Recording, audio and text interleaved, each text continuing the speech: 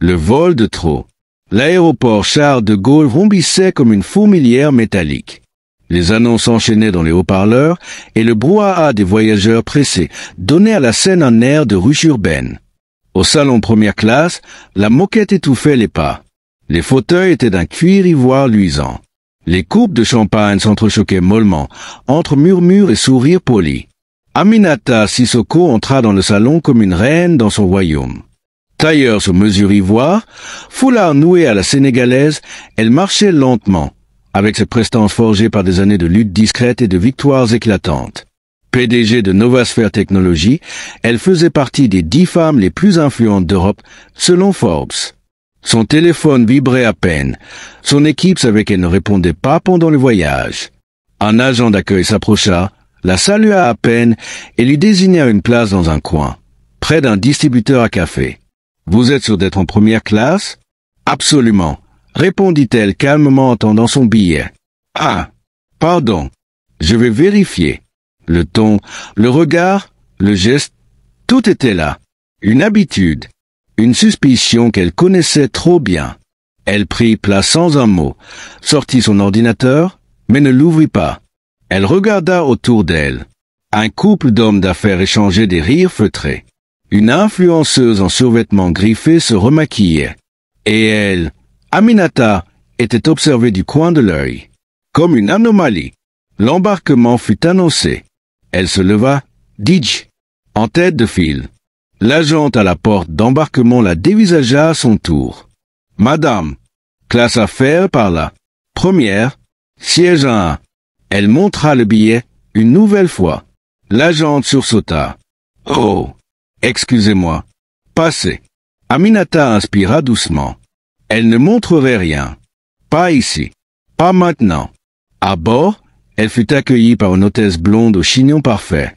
Celle-ci sourit, puis se figea. « Bonjour. Bonjour. Sissoko Aminata. Siège 1. » L'hôtesse acquiesça sans chaleur. Elle ne proposa pas de champagne. Ne proposa pas de prise en charge de sa valise à main. Ne lui expliqua pas le fonctionnement du siège. Rien. Elle retourna servir le passager suivant, un homme blanc d'une 50aine d'années, avec une jovialité exagérée. Aminata resta à droite. Elle s'installa, observa, et nota chaque détail. Le repas fut servi 1 heure après le décollage. Tous les passagers reçurent un menu imprimé, de la porcelaine fine, du vin millésimé. Elle reçut une barquette sous plastique, à peine tiède, une purée flasque, du poisson pané. Aucun choix. Je crois qu'il y a une erreur, dit-elle poliment. Ah non, c'est le repas qu'il restait, répondit l'hôtesse. Vous êtes arrivé un peu tard. On a distribué les menus selon les préférences. Et on ne m'a pas demandé ma préférence. Eh bien, c'est comme ça, dit l'hôtesse en tournant les talons. Le monde d'Aminata se figea. Pas à cause de la nourriture, mais à cause de ce regard. Ce mépris tranquille. Ce comme ça glissait avec tant d'assurance. Elle mangea 2 bouchées, juste pour ne pas leur laisser croire qu'elle était brisée. Puis referma le plateau, sortit son carnet, écrivit une phrase simple. Même ici, ils veulent nous rappeler notre place. Un steward passa, jeta un coup d'œil au plateau, mais ne dit rien. Il détourna la tête, évitant son regard. Elle regarda par le hublot. Les nuages formaient des couches d'eau sous l'avion, des draps de coton blanc. Elle se souvenait des avions en papier de son enfance, qu'elle lançait depuis la fenêtre de leur HLM. Sa mère lui disait en riant, « Toi, un jour, tu voleras au-dessus des nuages. » Mais elle n'avait pas dit que même là-haut, on vous jetterait une barquette comme à un chien. Aminata ne pleura pas. Elle n'en avait plus la force. Elle ferma les yeux, se concentra, et se fit une promesse. Plus jamais ça, et plus jamais pour personne. Quand l'avion atterrit à JFK, elle descendit la première. Refusa l'accueil, refusa le transport privé. Elle marcha seule vers un taxi. Son visage était impassible. Mais derrière cette impassibilité, un plan était déjà en marche. Flashback et cicatrices. La voiture roulait lentement à travers New York, mais Aminata ne voyait pas les gratte-ciels, ni les feux, ni les piétons. Elle voyait autre chose. Un HLM gris, au couloir froid. Un ascenseur qui tombait souvent en panne. Une petite fille aux cheveux tressés, assise sur un banc d'école, les mains croisées, le dos droit. Cette petite fille, c'était elle. Sissoko. Ça fait africain ça, non? On peut t'appeler Cécile, c'est plus simple.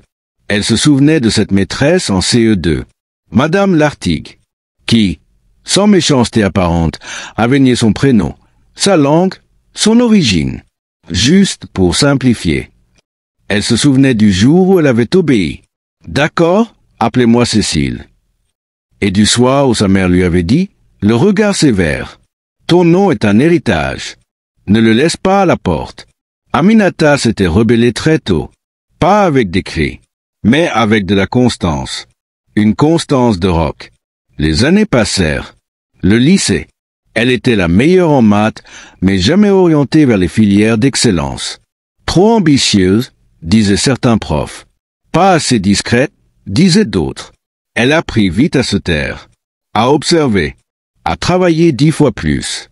À la fac de droit, elle fut la seule femme noire dans son amphi. Quand elle posait une question, les regards se tournaient. Pas parce qu'elle dérangeait, parce qu'elle était une exception. Un corps étranger dans un monde calibré. Tu veux devenir avocate? Mais tu sais, ce milieu, c'est un entre-soi.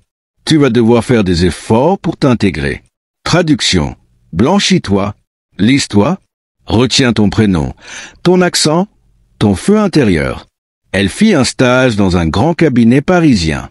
Le jour de son arrivée, on lui demanda de servir le café à la réunion. Elle obéit, sans broncher.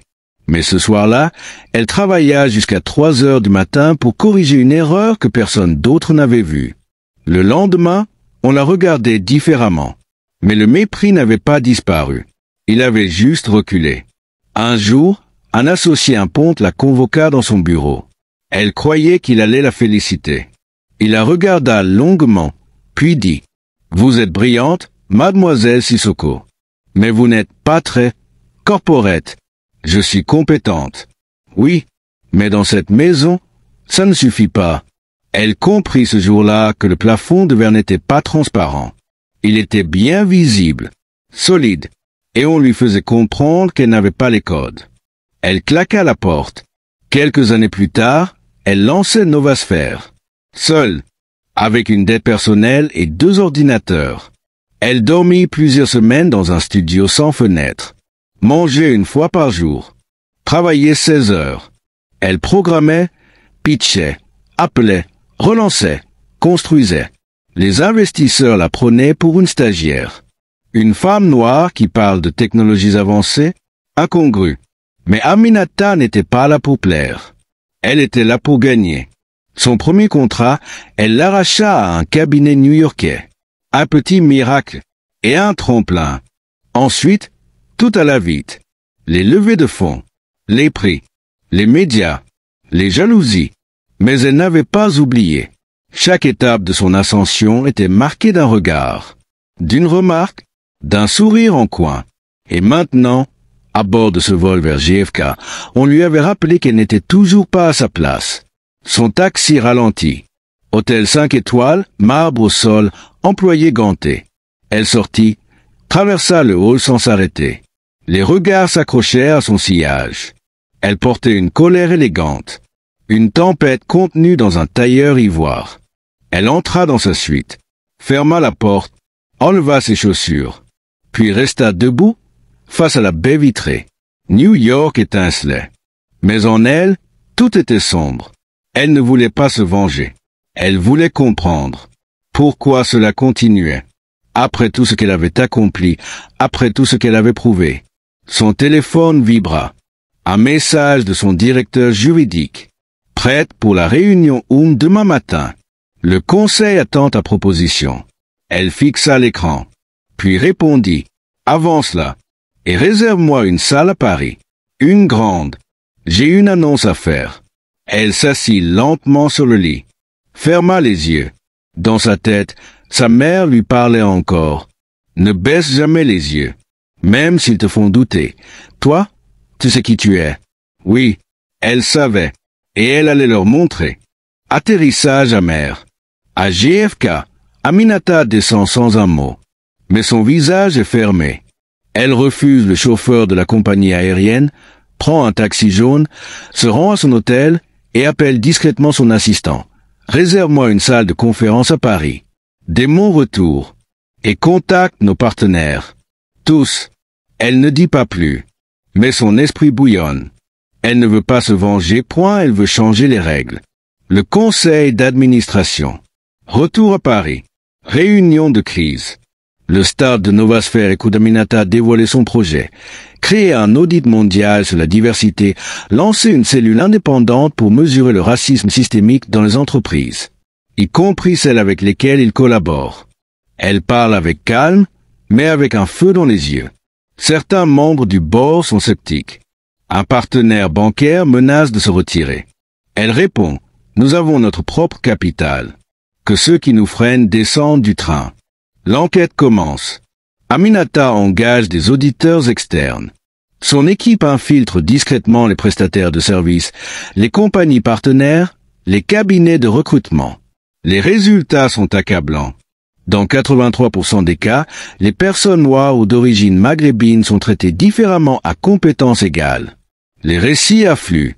Aminata découvre que son cas n'est qu'un exemple parmi des milliers. Et elle décide de tout rendre public. Le licenciement symbolique. Elle convoque une conférence de presse. Caméras, journalistes, internautes connectés. Elle raconte calmement ce qui s'est passé dans l'avion et annonce « Nous suspendons toute collaboration avec cette compagnie aérienne. Nous retirons nos investissements et nous allons créer notre propre solution, inclusive, internationale et intransigeante. » Le scandale éclate. L'action de la compagnie chute en bourse. Des dirigeants démissionnent. L'hôtesse est licenciée. Mais Aminata insiste. Ce n'est pas elle le problème. C'est le système. L'effet domino. Les réseaux sociaux s'enflamment. D'autres personnalités noires partagent leurs histoires. Des employés anonymes dénoncent des discriminations internes. Plusieurs grandes entreprises demandent à Aminata de les aider à nettoyer leur culture. Elle refuse les partenariats faciles, impose des audits stricts. Pas d'excuses, des actions. Une journaliste l'interroge. « Vous êtes en guerre ?» Elle répond « Non, je rétablis un équilibre. Résistance et menaces. » Les résistances montent. Menaces anonymes, pression politique, sabotage informatique contre Novasphere. Un hacker tente de détruire les données de l'audit. Aminata reste droite. Elle renforce sa sécurité, mais gare sa ligne. Un soir, en sortant d'une conférence, elle croise un homme en costume qui lui dit « Vous dérangez des intérêts que vous ne comprenez pas. » Elle sourit « Je les comprends parfaitement. » La contre-attaque. Elle organise un sommet international à Dakar. Des PDG, militants, chefs d'État y assistent. Elle y annonce la création de EKA, la première compagnie aérienne de luxe fondée par une femme noire, avec un personnel multiculturel, formé à l'excellence mais aussi à l'humanité. Le projet est colossal. Elle lève 1,2 milliard d'euros. Les premières lignes sont prévues pour 2027. Elle déclare « Je ne veux plus de tolérance. Je veux de la justice. » Première classe, enfin. 2 ans plus tard. Premier vol de car. Aminata embarque dans un appareil à son nom. La cabine est lumineuse, chaleureuse. L'équipage la salue avec respect, non par peur, mais avec admiration. Une jeune hôtesse noire lui sert un plat raffiné. « Madame la Présidente, tout est à votre goût ?» Aminata sourit. Elle regarde le ciel par le hublot. Cette fois, elle est vraiment en première classe. Pas dans un siège. Dans son monde.